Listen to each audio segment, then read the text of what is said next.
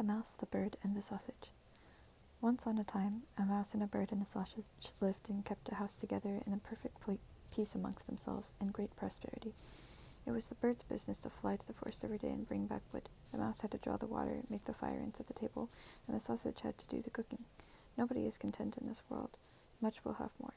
One day the bird met another bird on the way, and told him of its excellent condition in life. But the other bird called him a poor simpleton, to do so much work while the other two led easy lives at home.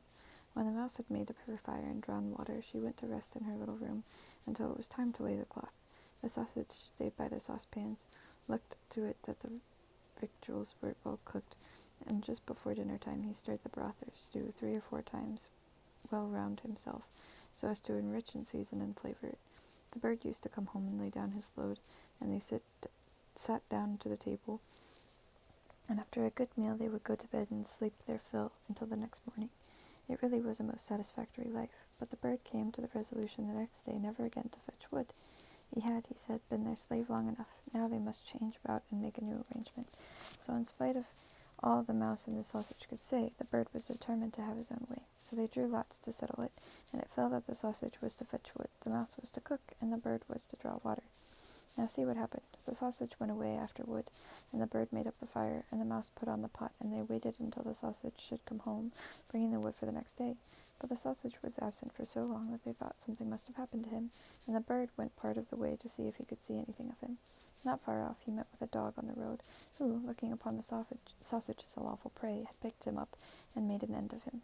The bird then lodged a complaint against the dog as open flagrant robber, but it was all no good, as the dog declared that he had found forged letters upon the sausage, so he deserved to lose his life. The bird then very sadly took up the wood and carried it home himself, and related to the mouse all that he had seen and heard.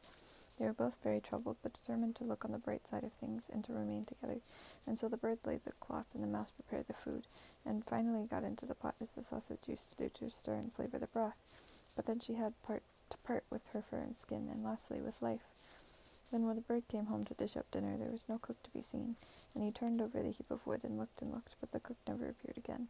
By accident the wood caught fire, and the bird hastened to fetch water to put it out, but he let the bucket fall in the well, and himself after it, and he could not get out again, and was obliged to be drowned.